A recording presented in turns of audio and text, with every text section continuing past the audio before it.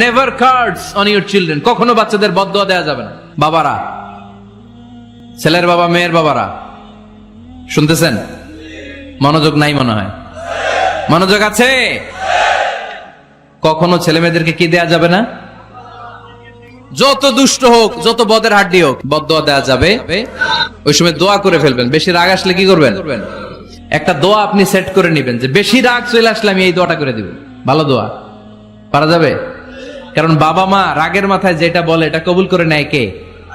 কাবা ঘরের একজন কালো ইমাম আছে, নাম ইমাম আল কালবানি। দেখছেন এই ইমামরে আপনারা? উনি লন্ডনে একটা ইন্টারভিউতে বলেছেন, আমার মায়ের বদদোয়া আমাকে কাবা ঘরের ইমাম বানিয়েছে। লন্ডনে একটা কনফারেন্সে উনি ইন্টারভিউ দিচ্ছিলেন। তো ওনাকে বলা হলো, কাবার সব ইমাম সাদা ইমাম, আপনি কালো মানুষ, কেমনি ইমাম হইলেন? উনি বললেন, আমার মায়ের বদদোয়া আজকে আমাকে কাবা ঘরের ইমাম বানিয়েছে।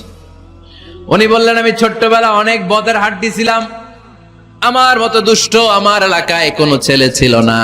মানুষের গালাগালি, মারামারি, দুষ্টামি, ভাঙচুর, চেঁচামেচি, চিৎকার, বিশৃঙ্খলা আমার মতো কেউ বেশি করতে পারতো না।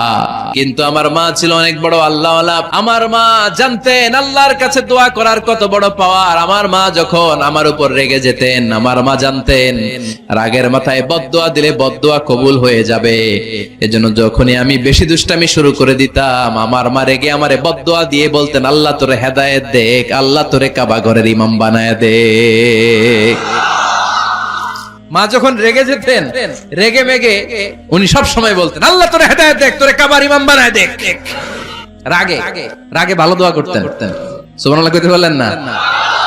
আপনারা আপনাদের ছেলে মেয়েদের জন্য একটা ভালো দোয়া সেট করে নেবেন। রাগ আসলে ওই দোয়াটা করবেন, ওইটার উপরে ঝাল মিটাবেন, রাগ মেটাবেন ওইটার উপর।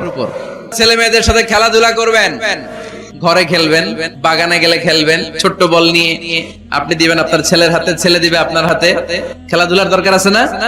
আল্লাহ রাসূল সাল্লাল্লাহু আলাইহি ওয়াসাল্লাম বনুল আব্বাস চাচাতো ভাইগুলোর এক জায়গায় এক লাইনে দাঁড় করাইতো আর বলতো, মান সাবাকা ইলাইয়া ফালাহু কাযা ওয়া কাযা, যে দৌড়ে এসে আমারে ধরতে পারবি তার এই পুরস্কার দিব। ওনার চাচাতো ভাইগুলো পাগলের মতো একসাথে দৌড়ে এসে কেউ বিশ্বনবীর কাঁধের উপরে উঠতেন, কেউ বুকের উপরে উঠতেন। বিশ্বনবী সবাইকে সবার হাতে হাদিয়া তুলে দিতেন।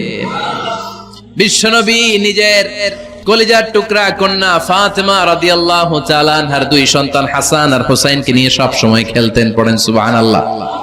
হাসান আর হুসাইন রাদিয়াল্লাহু তাআলা আনহুমা বিশ্বনবীকে ঘোড়া বানিয়ে খেলতেন। ঘোড়া হতো কে? সবাই বলতে হবে, ঘোড়া হতো কে?